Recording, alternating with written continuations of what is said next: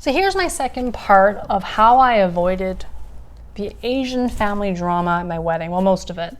The first part of the series, I talked about things I had no control over that helped. So being the youngest, having my extended family live halfway across the world in Hong Kong.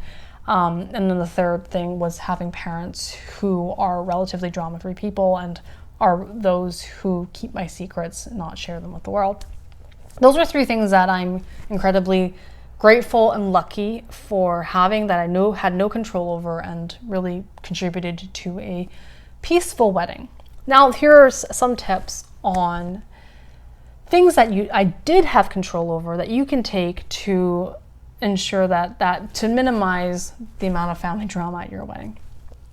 So my husband and I, we did our ceremony actually 3 months before the reception. So that amount of time is very helpful. So the day my husband and I said I do, it really had 5 people, really 5, like 5 people on the count of my hand. It was me, the essentials, right?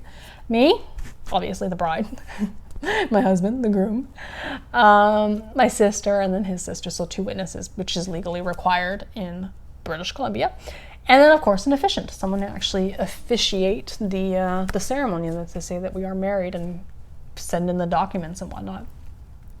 It didn't really require much planning. Like, we didn't need to book a venue or set up chairs or hire a harpist or violinist or get flowers or whatever you need, like, for a ceremony. So many ceremonies we've been to are so gorgeous and beautiful. Like, I could never do that.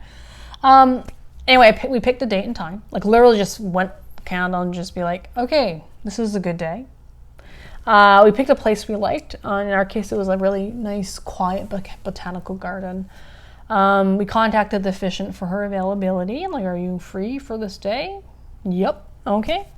And if she wasn't free for that day, we would have just moved it. And then we confirmed the date, time, and place. Then we told our sisters. Then I made a reservation for our favorite French restaurants, which unfortunately closed. Because I had a Groupon for it.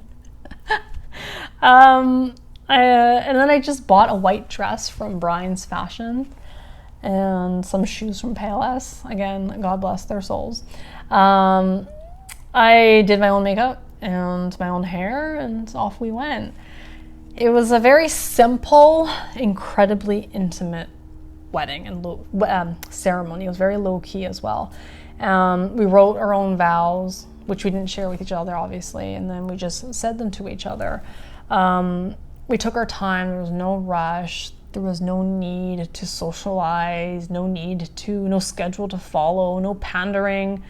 And it was one of the most meaningful and vulnerable days of my life. We focused it on us and the commitment to each other as we start our lives as husband and wife.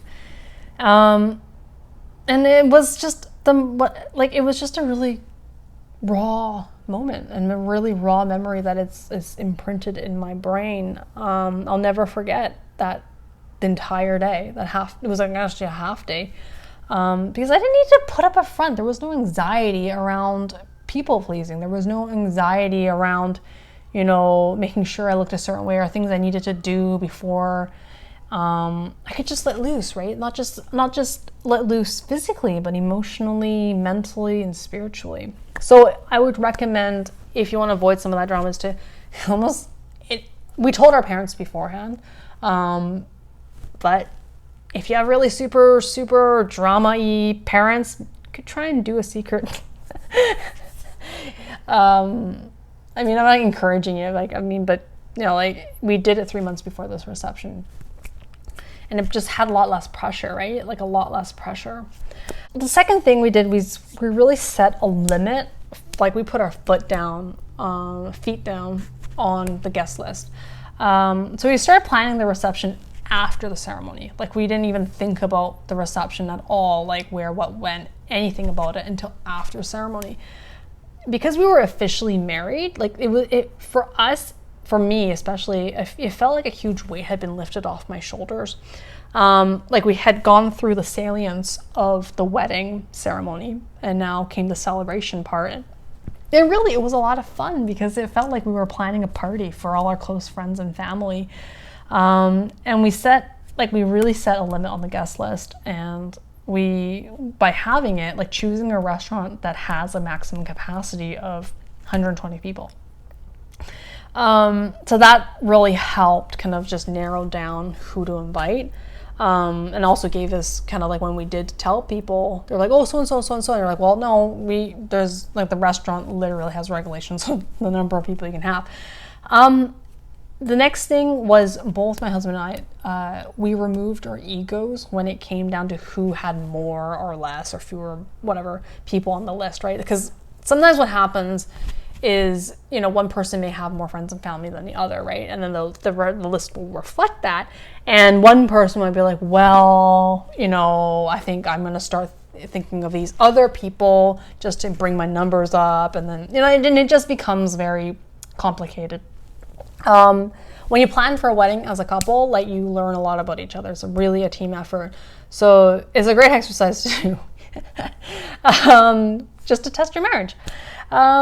Anyway, so of course, since I mentioned in the previous video, most of my extended family are in Hong Kong. So my list was pretty effortless to come up with. My dad had I think 10 people on there, and I was like, sure, why not? Whatever. And I really limited it to close friends only for my close friends and family, because to be honest, I don't, and I still don't. I've written a lot about this already, about friendships, and I just don't have a lot of friends. And it's because I choose them very wisely. The truth, which I've accepted, mainly in my 20s, is that not everyone will like me. And I don't like everyone. I don't have to like everyone. So that was something that helped with my guest list. My husband's side was a bit trickier. He's an extrovert, he's got a huge network, and he's got a lot of his family on his side. So I'm not going to speak on his behalf of how he did it, but eventually it balanced out.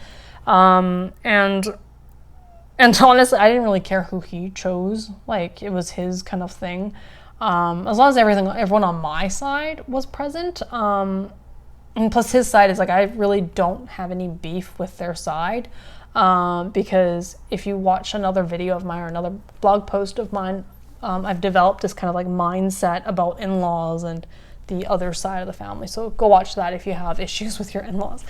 Anyway, and I think it was a 40-60 split. I don't know. We sent the evites, so we did evites. We didn't do paper invites. Come on, save some trees. And that was it. We put a picture of me and my husband on some camels on our trip to Egypt, and then we sent those off.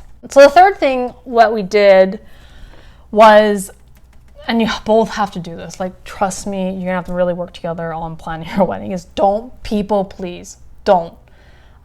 Just generally, I'm not a people pleaser, but I used to be, so I know how and why someone would become a people pleaser. I would try and get people to like me by saying and doing things that I don't actually agree with. I wouldn't voice my true opinions because, I was afraid that they wouldn't like me. So I would just nod and smile or, because I wanted their approval. That approval piece is so huge when you are a people pleaser. So in a wedding, don't become people pleasers.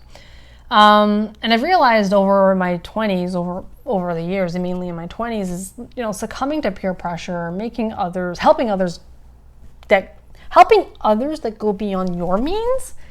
It doesn't, and always saying yes when it doesn't align with your values, it doesn't make you a good person. It actually makes you a toxic one, because the more when you give, and it doesn't actually align with who you are, you become resentful.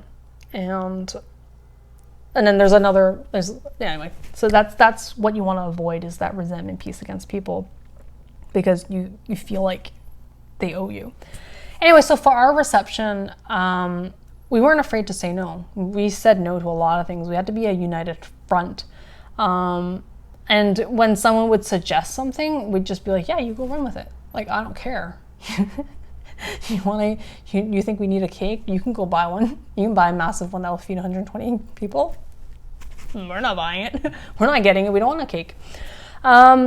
If one of us, and also between me and my husband, if one of us didn't like something, it really came down to why the other person wanted it. Like if someone really wanted something and the other person didn't, why, right? And if it was the reason, if the reason was to appease other people, then we would nix it. And I think it's a really great philosophy to practice in marriage, because at the end of the day, in a marriage, you're in it together. You're not winning or losing, right? You're not like two different people trying to like win and lose in battle all the time. It's a team effort. And so for the wedding, if feelings did get hurt, if feelings got hurt because I denied a family member or friend's request, like for me, I'm at peace with it. They just need to accept it, because those who want to make your wedding about them shouldn't be there in the first place. Okay. So another thing, traditions. Okay. So with Asian weddings, there's tons of traditions, right? Like, don't even get me started on the Chinese ones, okay? So it's just so many. And I'm sure there's other cultures that have crazier traditions. I mean, I'm not even going to talk about some of the things I've heard or seen. But anyway, I can't keep up. And some make sense, some are random, some are like, sure, why not? And then some are like, hell yeah. Some are like, what? And some are like, hell yeah. So for us, the ones that stuck were the ones that required the least amount of effort and or were the tastiest, because we're foodies. Little or no effort ones. So one of the things that as the bride has to do is to stay over at their parents the night before. So I did that. I stayed over at my parents the night before the reception. I was married already, but you know what I mean. And so my mom could comb my hair. So like this combing hair tradition, it symbolizes my transition into adulthood. Even though I was like almost 30. Anyway, I'm old twice. Yeah, 29. She bought me a new mirror and some pajamas. And of course the brush, the brush to brush the hair has to be a new one. And then they say things when you brush your hair. So that was like a little to no effort tradition that we did. Some effort ones, we arranged to have a small tea ceremony with my parents and then also with my in-laws before the reception. And then of course, and then there's the tasty one. So my husband and I, if you've seen my stuff, is that we love food, and so we both wanted the suckling pig. So the tradition is that the groom will bring a roasted suckling pig to the bride's home. I guess I don't exactly know what the tradition is, kind of like the symbolize. I'm trading here's a thing, I want your daughter now. Anyway, and like obviously someone is going to comment and lecture me about how wrong I am, but go ahead, please educate me. He went out and got it before delivering it to my parents, and then my mom and dad took charge of like cutting it up and splitting it up, so distributing. So because you're supposed to distribute it to the bride's side of the family, and then you're supposed to give, I think, the head to the in-laws. So they did that. So it's just about picking. For us, it was about owning and picking the traditions that we want. And not what others felt we needed to do as to appease the elders or whatever, right? And of course, we had the latitude to do that because we were the youngest, because a lot of the traditions were actually fulfilled by the oldest sisters. Another thing I would suggest, the number 5 thing, is we focused on having fun. Like people gotta have fun at their wedding, man, and enjoy yourself. Like this is your time to like just do whatever you want, And a wedding is about 2 people and only those 2 people. And so like by the time my husband and I had got married, we had been to so many weddings, beautiful ones, low-key ones, that we both knew exactly what we wanted. And we wanted to focus on having fun. And we couldn't care less about what other people thought. Like we kept it no frills. Like we had 12 tables of 10 and a very stereotypical set menu at a Chinese restaurant with the 10 courses. And formalities were out the door. We served beer and wine that we canned and bottled ourselves. We had no labels for them. People were like, what is this? Is this beer or pot? We were like, oh, it's beer. Don't give it to your kid. And we just got one of my friends to do a slideshow for us, and with all the childhood, like the childhood pictures up until you meet up and stuff like that. And then the rest was provided for the restaurant. And then lastly, we emceed our own wedding, because why the hell not? Like, just gonna have fun with it, right? I mean, I'm used to public speaking. My husband's not, but at least it's with everyone, close friends and family, that he wasn't as nervous. But, it was fun because we did it ourselves. We shared our story of how we met online, which you can watch another video about, me and him. We bantered back and forth about how it really happened. Like, I laughed, I cried, I practiced gratitude for all the people that I cared about by giving them individual shout outs during my speech and specific things that I love about them. Because I took reign, right? Like I took ownership, and I took full reign of my wedding, because I wanted to go the way that I wanted it to go. We wanted it to go. And then I also gave a speech in Cantonese dedicated to my parents and in-laws, talking about growing up and the sacrifices that they made, and how grateful I am for them, and who they are. So, and then, like it did in Cantonese, there were some tears from some people, and, got some feedback that I should have translated in English for the people who didn't speak Cantonese. But, what's done is done. And then at the end, like before we finished, like at the end of my speech, I decided, like, I'm going to sing. I'm going to sing a few verses of one of our favorite songs, which is John Hot Yao, Jackie Cheung's 你的名字是你的名字我的城市. And so it goes like here's my butchering of the song, but you know what? This is my channel. You can skip this part and like tune out my off tone, but 從此以後無憂無求，故事平淡但當中有你已經足夠. And then the audience goes wild and claps, and I'm like, okay, get the fuck out of here. We're going home. Right? Anyway, ultimately, like, it's the memories that we have of our wedding that matter. And, drama or no drama, we made sure it was our moment to remember. And that's how you should do it. Don't let, someone's gossip, someone, deciding not to show up at the last minute ruin your day, because all who really matters is you and your person. So let me know, like, how's your, like, if you are married, or you're planning a wedding, or you've been to weddings, that just went all, guns blazing. Was there drama? What happened? How did it get resolved? Did it ruin the bride and groom's day, or bride and groom and groom, or two people? Let me know. I'd love to just hear your stories of what happened, and just be entertained.